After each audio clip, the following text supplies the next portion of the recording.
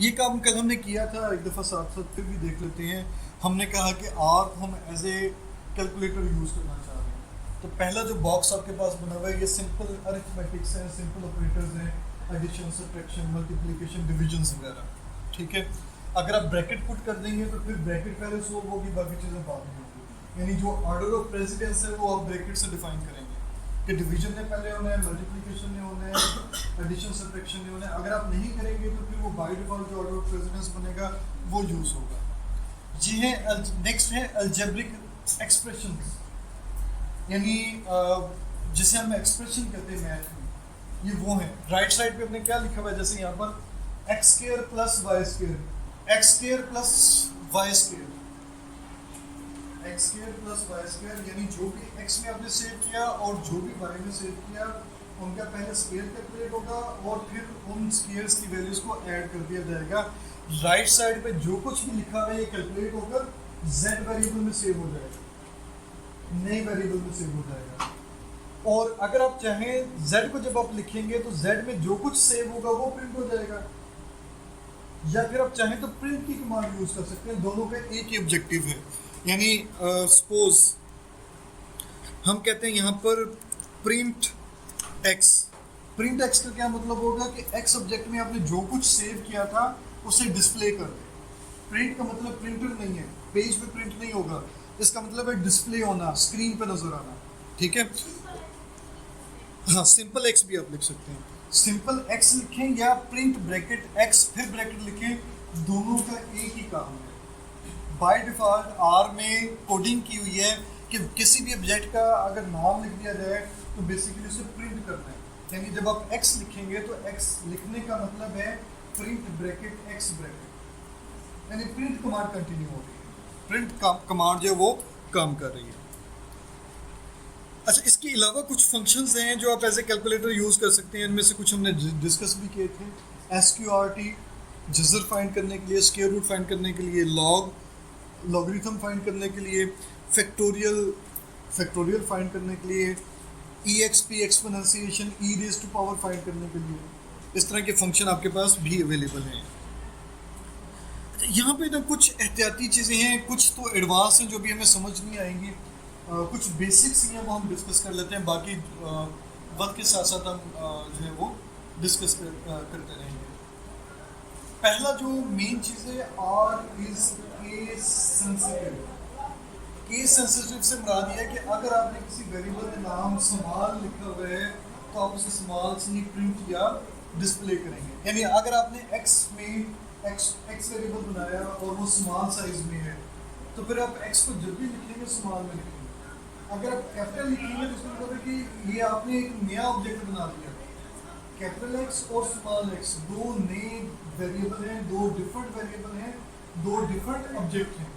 अब देखिए, हमने आर में अभी तक जितना भी काम किया है उसमें स्मॉल वेरिएबल क्रिएट किए थे। अगर मैं कैपिटल एक्स यहाँ पे स्मॉल एक्स लिखता हूँ तो रिजल्ट आता है, कैपिटल एक्स लिखूंगा तो एरर मैसेज आ रहा है, ऑब्जेक्ट एक्स नॉट फाउंड। जो कैपिटल एक्स है वो फाउंड नहीं हुआ, वो आपके पास वर्क स्पेस में या आपके करंट आर्ट सेशन में अवेलेबल नहीं है। ठीक है, मैं कहता हूँ चलिए इसे बना लेते हैं। x इक्वल टू हमने कहा C ऑफ 5, 8, 9, 10, ये मैं कोमा के साथ सेपरेट करके लिख रहा हूँ। एंटर किया और अगर अब मैं लिस्ट देखता हूँ तो देखिए स्मॉल एक्स और कैपिटल एक्स भी है। कैपिटल एक्स लिखूंगा डिस्प्ले हो रहा है, एक्स लिखूंगा डिस्प्ले हो रहा है, दोनों के रिजल्ट डिफरेंट हैं। और अगर मैं फॉर एग्जांपल एक और काम करता हूँ, x equal to C of suppose 0, 1, 2, 7, 9, 11, 50। अब मैं इसे क्रिएट करता हूँ, ls करता हूँ तो देखें अब स्मॉल x एक ही दफ़ा आ रहा है, दो दफ़ा नहीं आया, क्योंकि नए x ने पुराने x को रिप्लेस कर दिया। इसका एक नुकसान भी होगा। मैं जब स्मॉल एक्स लिखूंगा तो अब देखें जो पुरानी ऑब्जर्वेशंस थी 1, 2, 3, 4, 5 वो ज़ाया हो गई। इसलिए जब भी आपने आर में काम करना है तो एक एहतियात ये करनी है कि एक वेरिएबल जो ऑलरेडी आप क्रिएट कर चुके हैं उसे दोबारा आसानी से क्रिएट नहीं करना, दोबारा क्रिएट नहीं करना जब तक उसे आपने मॉडिफाई ना करना हो। यानी कोई ऐसी सिचुएशन हो सकती है कि कहीं पर आपको एक्स मॉडिफाई करना पड़ेगा। कोई ऐसा फॉर्मूला है, ऐसी कैलकुलेशन हो सकती है कि पहले आपने एक्स को छोड़ दिया हुआ है, बाद में आपने एक्स को अपडेट कर दिया है। मसलन आपने उसकी स्केलिंग कर दी, एक्स आपके पास था, आपने उसे 10 से डिवाइड करके दोबारा एक्स वेरिएबल बना दिया, तब तो ठीक है। या आपने उसे स्टैंडर्डाइज कर दिया, आपने स्टैंडर्डाइज करके उसे दोबारा एक्स में सेव कर दिया, तब तो वो कुछ हद तक वैलिड हो सकता है। लेकिन अगर आपने दो डिफरेंट एक्स लेने हैं और उन्हें सेम नेम दे दिया, जैसे मैंने अभी किया है कि पहले स्मॉल एक्स में 1 2 3 4 5 था और अब स्मॉल एक्स में डिफरेंट नंबर्स थे, तो पुरानी आउटपुट जो है ऑब्जर्वेशन ज़ाया हो जाएगी। अब अगर आपने उस एक्स को यूज़ करना होगा तो आपको दोबारा वो वेरिएबल क्रिएट करना पड़ेगा। और अगर आपको आपके ज़हन में ना रहा कि वेरिएबल रिप्लेस हो रहा है, तो डेफिनेटली आपके जो डेटा एनालिसिस के रिजल्ट्स हैं वो पुराने एक्स की बेस पे नहीं आएंगे, नए एक्स की बेस पे आएंगे। दूसरे अल्फाज में, अगर आपने उन दोनों को यूज़ करना था, यानी एक्स की ऑब्जर्वेशन जो 1 2 3 4 5 थी और जो नया वेरिएबल एक्स था, उन दोनों का आप चाह रहे हैं कि दोनों ही यूज़ करें, तो इसका मतलब है कि दोनों को डिफरेंट नेम देने चाहिए। फॉर एग्जाम्पल x1 x2 या xyz या कोई और। ठीक है, क्लियर हो गया पॉइंट? अगर सर हम suppose capital X is equal to small X करें, हाँ, तो ये कहते हैं जब हम capital X is equal to small X कर दें, X is equal to X कहा है इन्होंने कहा कि अगर हम capital X is equal to small X कर दें तो बताएं क्या होगा। मैं रिस्पॉन्ड तो कर देता हूं, लेकिन आप लोग बताएं क्या होगा। एक वक्त में कैपिटल एक्स की भी वैल्यू आ जाएगी, स्मॉल एक्स के कहाँ नहीं, एरर आएगा नहीं, एरर नहीं आएगा, एरर नहीं।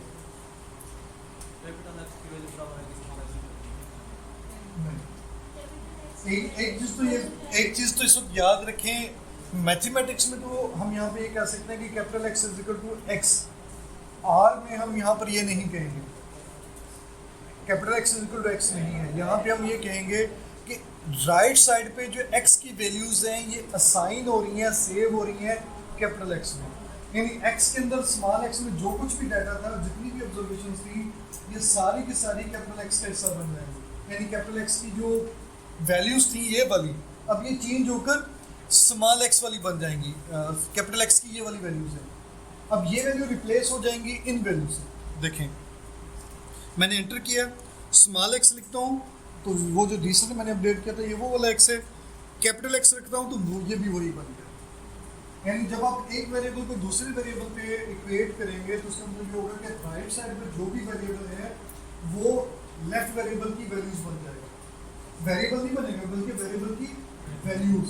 यानी स्मॉल एक्स की जो भी ऑब्जर्वेशंस थी, जो भी एलिमेंट्स थे, वैल्यूज थी, वो कैपिटल एक्स की वैल्यूज या एलिमेंट बन गए।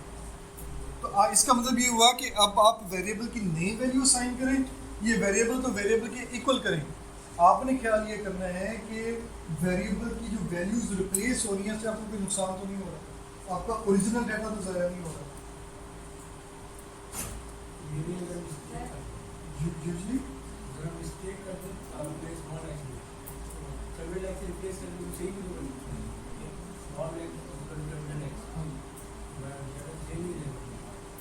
हाँ, डाटा सेम हो जाएगा ना, लेकिन उसका नुकसान क्या होगा?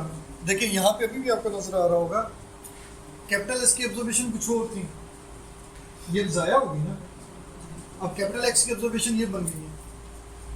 अब अगर मुझे ये ऑब्जर्वेशन यूज करनी है तो मुझे ये दोबारा डाटा एंट्री करना पड़ेगा, वरना ये यानी ये ऑब्जर्वेशन अब हमें नहीं मिलेगी।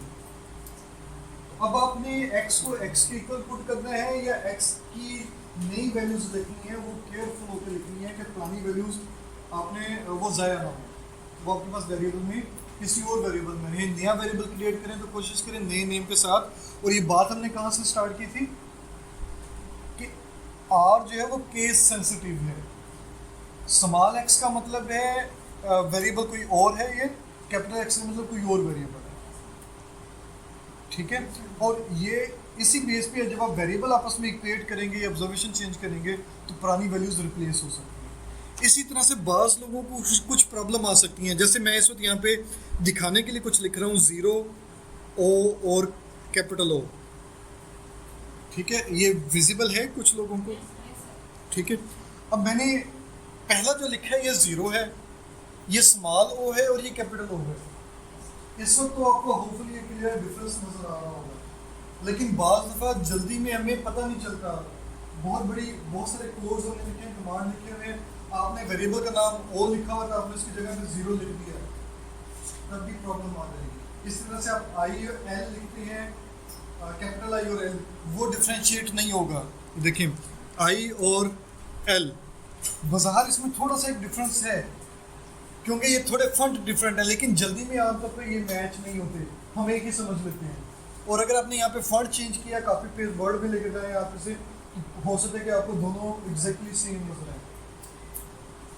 इसी तरह से और भी बहुत सारे करैक्टर हैं, उन्हें जब आपने यूज़ करना है, यहाँ पे मैंने लिस्ट किया हुआ है, तो आपने उसे केयरफुल होकर यूज़ करना है। यानी जब भी आप एज ए वेरिएबल नेम या वैल्यूज़ यूज़ करें तो आपने एहतियात ले लेनी है, एहतियात करनी है। जैसे पहला 1 लिखा हुआ है, फिर कैपिटल है, आई है, इस तरह से कोमा, डबल कोमास का यूज़ है, ओ कैपिटल ओ और 0 वगैरह, अपर कोमा अपॉस्ट्रोफ का यूज़ है, ये आपने केयरफुल होकर करना है। स्क्रीन साइज़ की वजह से, कलर की वजह से, फॉन्ट साइज़, फॉन्ट टाइप की वजह से बाज़ दफ़ा हम इन चीज़ों को डिफ्रेंशिएट नहीं कर सकते। तो जब भी आप इस तरह की चीज़ें यूज़ करें तो थोड़ा सा आपने केयरफुल हो जाना है। इसी तरह से 3 ब्रैकेट हैं जो यहाँ पे यूज़ होती हैं, इन तीनों की डिफरेंट डेफिनेशन है। कर्ली ब्रैकेट किसी और पर्पज़ के लिए है, पैरेंथेसिस और पर्पज़ के लिए है, और जो स्क्वायर ब्रैकेट है इसका ऑब्जेक्टिव कुछ और है। ठीक है, आमतौर पे जो पैरेंथेसिस है ये फंक्शंस के आर्गूमेंट्स के लिए यूज़ होती है, यानी जैसे भी हमने सेव डॉट इमेज और उसके बाद ब्रैकेट पुट की थी, ये फंक्शन के साथ इस्तेमाल होती है।